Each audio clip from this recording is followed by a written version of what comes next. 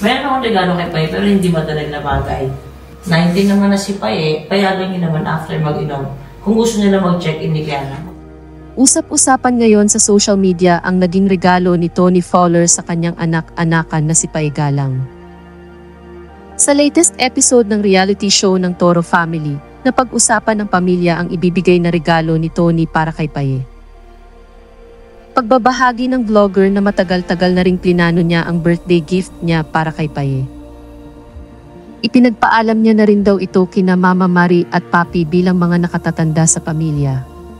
Sa pagkakataon raw na ito ay hindi material na bagay ang kanyang regalo, katulad ng mga nairegalo niya sa mga nagdaang kaarawan ni Paye. Bilang 19 na taon na si Paye ay binibigyan niya ng pagkakataon ang magkasintahan na makapag-check-in sa hotel pagkatapos ng pagdiriwang ng pamilya sa bar. Pahayag ni Tony, mayroon kasi akong ipinaalam sa mga elderly dito kasi tinatanong ako ni Vince kung ano yung regalo ko kay Paye. Meron akong regalo kay Paye pero hindi material na bagay. Ito naman ipinaalam ko sa ate mo at sinabi ko na kay Mama Marie at naging okay naman na ang lahat. Ang sinabi ko 19 naman na si Paye payagan nyo naman after mag-inom kung gusto nilang mag-check-in ni Kiana. Mapapansin naman sa reaksyon ng magkasintahan ang magkahalong pagkagulat at kilig sa sinabi ni Tony. Saad naman ni Vince na ito rin ang naisip niya habang siya raw ay nagmamaneho na sana bigyan ng pass muna ang dalawa lalo na at malapit nang umalis si Kiana sa bansa. Paglilinaw naman ni Tony na nasa magkasintahan na kung ano ang gagawin nila. Kung tatanggapin nila ang regalo.